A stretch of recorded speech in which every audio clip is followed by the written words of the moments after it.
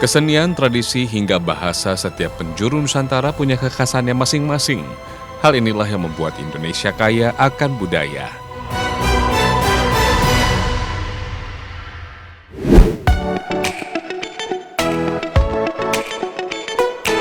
Budaya Sunda merupakan salah satu budaya di Indonesia yang termasuk sebagai budaya tertua di Nusantara. Tanah Sunda terkenal dengan pesona budaya dan kulinernya yang beragam. Pais lauk dan kue hades hanyalah sebagian kecil dari bermacam kuliner khas Sunda. Pais lauk juga dikenal dengan pepes, termasuk makanan yang populer di Jawa Barat. Nah, sekarang saya sedang membuat pepes ikan atau di sini biasa disebut pais lauk. Nah, yang membedakan pais lauk di sini sama di tempat lain yaitu dari rasanya. Kalau di sini rasanya itu asin-asin manis ya Bu ya. Nah, tapi di sini harus banyak menggunakan daun kemangi biar bau amisnya hilang dan wanginya juga enak. Pepes termasuk metode memasak tertua di Asia. Di Indonesia, pada awalnya pepes terkenal di masyarakat perkebunan. Mereka memanfaatkan dedaunan yang tumbuh di sekitar untuk dijadikan lalapan. Nah, jenis daun lainnya dipakai sebagai bungkus sebelum dimasak. Dulu hanya ikan saja yang dijadikan pepes, tapi sekarang sudah berkembang menjadi bermacam bahan seperti daging, ayam, oncom, sampai tahu dan jamur. Cara memasaknya juga menyesuaikan dengan majunya teknologi. Berawal dari dimasak dalam sekam atau bara kayu, kini pepes bisa dikukus atau dipanggang di atas kompor. Pengolahan daging ikannya juga tidak hanya utuh, tapi ada juga yang lebih suka dicincang halus.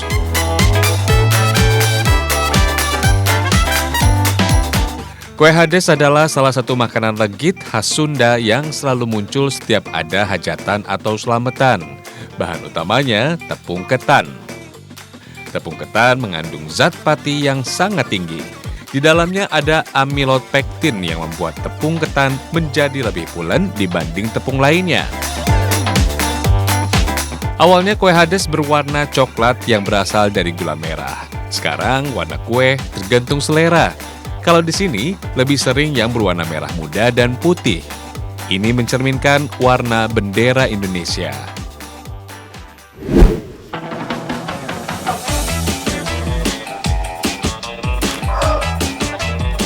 Makanan lain yang biasanya disiapkan saat hajatan adalah jawadah takir. Kue tradisional ini terbuat dari tepung beras ketan, gula merah, dan parutan kelapa. Makanan ini sudah ada sejak puluhan tahun yang lalu. Biasanya disajikan di acara-acara besar seperti hajatan Ibu ya, terus selamatan, terus terutama bisa untuk oleh-oleh khas dari Panjalu.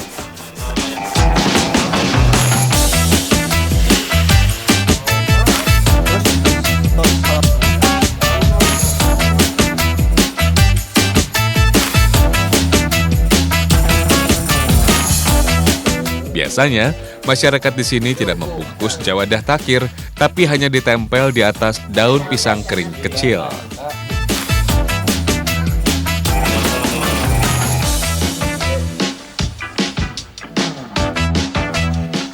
Nih, jawadah takir yang udah jadi.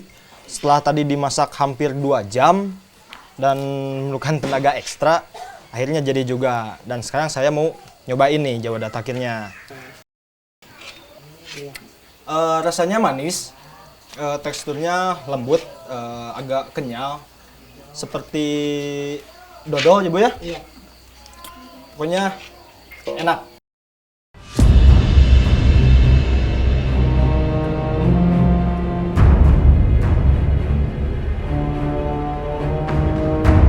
Inilah puncak adat Nyangku atau prosesi penyucian benda pusaka peninggalan Prabu Sanghyang, Boros Ngora, dan para raja.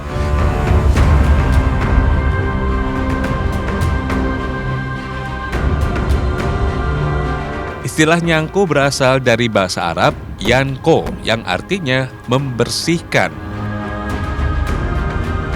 Adat masyarakat Panjalu ini sudah berlangsung turun-temurun sejak ratusan tahun lalu. Tidak hanya menyucikan benda pusaka, tapi juga sekaligus mengenang jasa Prabu Sanghyang Boros Ngora yang telah menyampaikan ajaran Islam kepada rakyat dan keturunannya.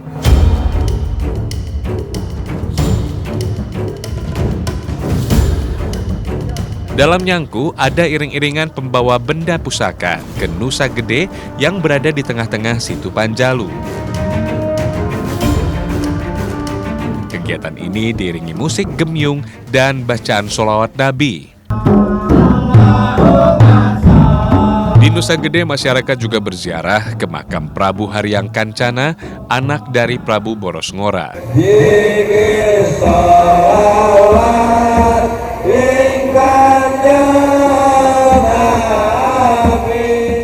Setelah itu, benda-benda pusaka dibawa kembali ke lokasi pembersihan di alun-alun Panjalu. Benda pusaka digendong menggunakan kain samping atau sarung. Maksudnya, agar benda pusaka tidak dapat dilihat masyarakat umum.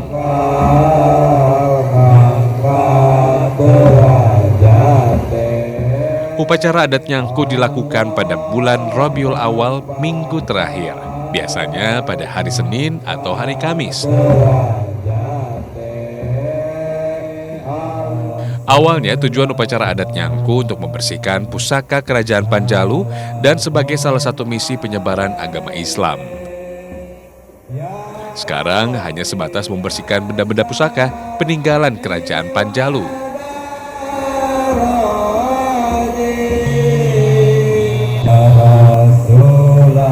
Upacara adat nyangku juga dilakukan sebagai sarana mempererat tali persaudaraan masyarakat Panjalu. Seperti yang dilakukan turun-temurun, upacara adat nyangku dikoordinir oleh Yayasan Boros Ngora dan pemerintah Desa Panjalu. Ini adalah acara utama, yakni pembersihan benda pusaka yang dilakukan di upacara adat nyangku.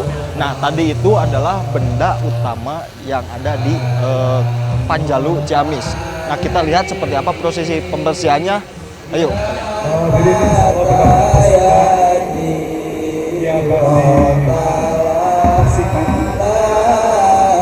Air yang digunakan untuk memandikan benda pusaka berasal dari 7 sumber mata air.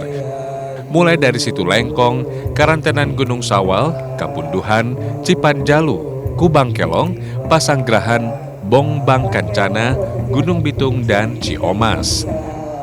Air dibawa dengan kele yang terbuat dari bambu dan dilubangi bagian atasnya.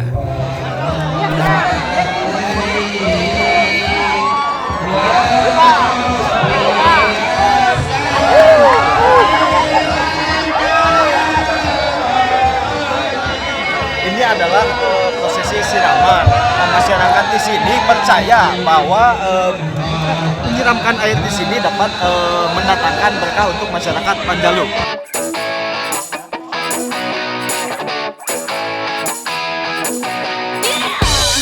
Ciamis terkenal dengan beragam kudapan legitnya. Salah satunya kalua yang terbuat dari jeluk Bali. Proses pembuatannya masih cukup sederhana. Kulit jeruk Bali direndam air garam untuk menghilangkan rasa pahit. Kemudian dimasak dengan gula putih. Busna, kantun di lebatkeun. Kalau dilihat dari sejarahnya, gula tebu sudah dikenal oleh orang Polinesia sekitar tahun 510. Selanjutnya menyebar ke India. Setelah itu baru dikenal di Eropa dan benua lainnya. Ada tambahan air kapur sirih dalam pembuatan kalua. Gunanya untuk mempertahankan bentuk atau tekstur. Ini juga bisa menghilangkan rasa gatal atau getir pada kulit jeruk Bali. Nah, ini adalah manisan kalua. Nah, setelah direbus, kulit jeruk ini dicuci. Hanya sekadar disiram pakai air kurang lebih berapa menit, Kang? 15 menit sampai pahitnya hilang gitu ya. Nah, setelah dicuci itu akan dimasak dan dicampur dengan gula.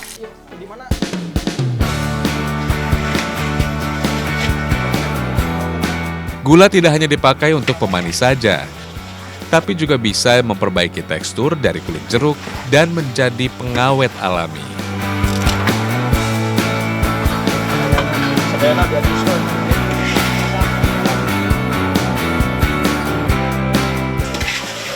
Nah, ini proses pembuatan halwa dan membutuhkan berjam-jam untuk menjadi manisan halwa ya Kang ya? Ya. Nah, kalau yang itu apa Kang? Yang sudah jadi. Oh, ini yang sudah jadi. Ya, sudah. Boleh dilihat Kang? Ya, Pak. Jantan ada coklat hijau nya. Oh, upami kesenten mah kieu semua warna anak. Oh, bios di Ya, cobian. silakan cobian. Ini ya Kang. Oh, Terus asapnya udah.